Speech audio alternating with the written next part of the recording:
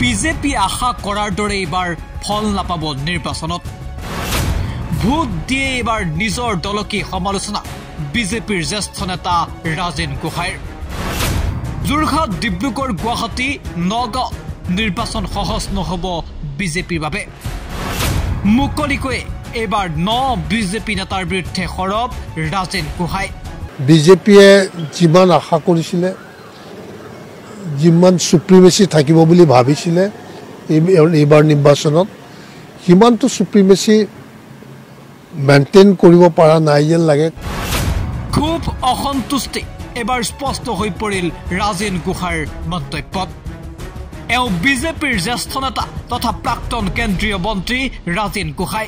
নগাঁও লোকসভা সমষ্টিৰ প্ৰাক্তন সাংসদগৰাকীয়ে এইবাৰ ভোটদান কৰিয়েই খুদ নিজৰ দলৰ নেতা পালি নেতাকে যেন তীব্ৰ সমালোচনা কৰিলে নিজৰ দলীয় নেতৃত্বৰ ওপৰতে যেন ক্ষোভিত হৈ পৰিল ৰাজেন গোহাঁই এইবাৰ পাকে প্ৰকান্তৰে ক'লে এইবাৰ বিজেপি আশা কৰাৰ দৰে ফল নাপাব নিৰ্বাচনত পূৰ্বৰ দৰে এইবাৰ সহজ নহব বিজেপিৰ বাবে লোকসভা নিৰ্বাচন খুদ ৰাজেন গোহাঁই এইবাৰ নিজৰ দলকে তীব্ৰ সমালোচনা কৰিলে পুৰণি বিজেপি নেতাক এলাগি কৰাৰ ক্ষোভ ৰাজেন গোহাঁইৰ মনৰ পৰা যোৱাই নাই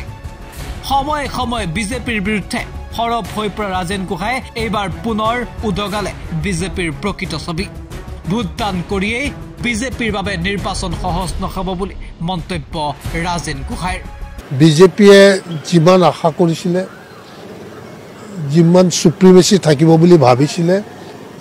এইবাৰ নিৰ্বাচনত সিমানটো সুপ্ৰিমেচি মেইনটেইন কৰিব পৰা নাই যেন লাগে কণ্টেষ্টত আহিছে যিহেতু আগতে কণ্টেষ্টতে নাহিছিল গুৱাহাটী চিট কেতিয়াও কণ্টেষ্টত অহা নাছিল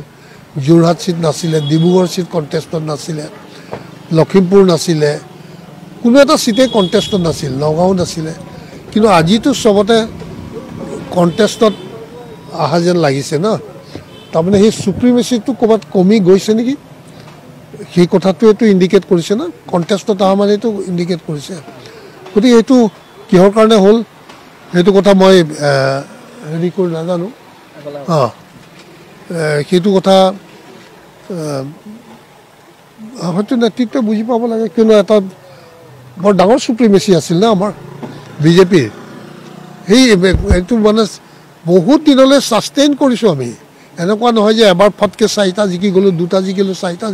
6টা জিকিলোঁ 7টা জিকিলোঁ ই কণ্টিনিউৱাছ গ্ৰ'থ আছিল কিন্তু কণ্টিনিউৱাছ গ্ৰ'থটো এটা লেভেলতে পিক হাইটত আহিছে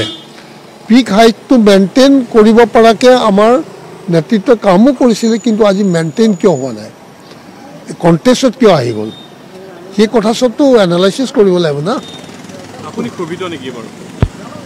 মইতো ক্ষোভিত মানে মোৰ ব্যক্তিগত ক্ষোভ এটা মানে কি মোৰ ব্যক্তিগত কোনো ক্ষোভ নাই মই ঠিক আছে লাষ্ট বিচাৰিছিলোঁ নিদিলে নাই একো নাই আৰু কিন্তু মই আজি যিটো ছিটুৱেশ্যনত আছোঁ মই বহুত সুখী মই বহুত পিচফুলি আছোঁ কোনো ঝামেলা নাই কোনো হেৰি নাই কোনো দৌৰাদৌৰি কৰিব নালাগে কোনো টেনশ্যন নাই মই বহুত সুখী কিন্তু সেই তাকে দলীয় কিছুমান কাৰ্যকৰ্তা আছে তেওঁলোকৰ দুখ কষ্টখিনি দেখিলে মনত আঘাত পাওঁ ইমানেই মই তেওঁ বিচাৰা মোৰ তালৈ আহিছে মই তেওঁক যিখিনি উপদেশ দিব লাগে মই এইখিনি সময়ত দিছোঁ তাৰপিছত মোক যিধৰণে ডক্টৰ নুমল মমিনে যিখিনি মোক অনুৰোধ কৰিলে যে পুৰণা কাৰ্যকৰ্তাসকলক মাতি দিব লাগে মোৰ ফাৰ্ম হাউচত মই মাতি দিলোঁ আৰু তেওঁলোকৰ মনৰ কথা ক'ব দিলোঁ ক'লে আৰু তাৰপিছত নুমল মমিনে তেওঁলোকক কাম কৰাৰ কাৰণে আহ্বান জনালে তাৰপিছত আমাৰ পাৰ্টীয়ে মোক ক'লেহি যে আপুনি কৰ্মীখিনিক মাতি দিয়ক তেওঁ এবাৰ কথা পাতি আহ্বান কৰিব আৰু সেই হিচাপে তেওঁ যিখিনি যোগাৰ দিব লাগে দিলে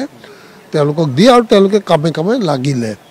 কিন্তু সেইখিনিও লাগিছে যিখিনিক দিয়া হৈছে সেইখিনি গোটেই কিন্তু বহুত ডাঙৰ এৰিয়াটো বহুত কাৰ্যকৰ্তা আছে গোটেই ইলেকশ্যনটো মই অকলে খেলিব পৰা নিচিনাকৈ মানে মোৰ কাৰ্যকৰ্তা দি খেলিব পৰা অৱস্থাত এতিয়াও আছে কিন্তু সেইখিনি যিয়ে নহওক যিখিনিয়ে পাইছে সেইখিনিয়ে কাম কৰিছে তেওঁলোকক মই লগাই দিছোঁ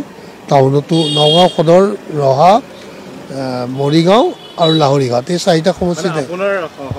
সম্পূৰ্ণ সহযোগিতা আছে সহযোগ কৰিছোঁ মই তেনেকৈ কৰিছোঁ দেই মই নিজে গৈ পেলাই কৰা নাই বেলেগৰ হতুৱাই হলো আপুনি কৰাইছোঁ মই সেইখিনি কৰাই দিছোঁ কৰি দিছোঁ ইয়াৰ লগে লগে এতিয়া প্ৰতিক্ৰিয়া হিমন্ত বিশ্ব শৰ্মাৰ মতে ৰাজেন গোহাঁইৰ বিৰুদ্ধে ব্যৱস্থা ল'ব ৰাষ্ট্ৰীয় নেতৃত্বই নিৰ্বাচনৰ দিনাখন দলৰ বিপক্ষে কথা কৈ নিজক পুৰণি আৰু নতুনৰ চাৰ্টিফিকেট দিয়া সময় পাৰ হৈ গ'ল মই আশা কৰিম যে আমাৰ দলৰ ৰাজ্যিক সভাপতিয়ে এই ক্ষেত্ৰত ৰাজেন গোহাঁই ডাঙৰীয়াৰ বক্তব্য তেওঁ ৰাষ্ট্ৰীয় অধ্যক্ষলৈকে প্ৰেৰণ কৰিব আৰু ৰাষ্ট্ৰীয় অধ্যক্ষই যথোচিত সিদ্ধান্ত ল'ব যি ব্যক্তিয়ে নিৰ্বাচনৰ দিনা ৰাতিপুৱা মোদীজীৰ বিৰুদ্ধে কথা ক'ব পাৰে তেওঁ দলত থকা উচিত নে অনুচিত নিশ্চয় সেই সিদ্ধান্তটো আমাৰ দলে ল'ব পাৰে আৰু আমাৰ দল ইমানেই শক্তিশালী যে সিদ্ধান্ত লোৱাত আমাৰ কোনো অসুবিধা নহয়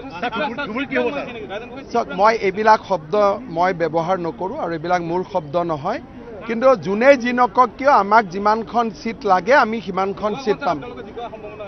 মই নগাঁও গুৱাহাটী কিয় আলোচনা কৰোঁ মই অসম আলোচনা কৰোঁ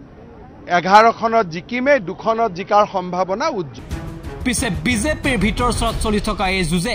এইবাৰ যে নিৰ্বাচনত আন বিৰোধী ৰাজনৈতিক দলসমূহক সহায় কৰিব সেয়াও এক প্ৰকাৰৰ স্পষ্ট নিউজ ডেস্ক এনি টক্স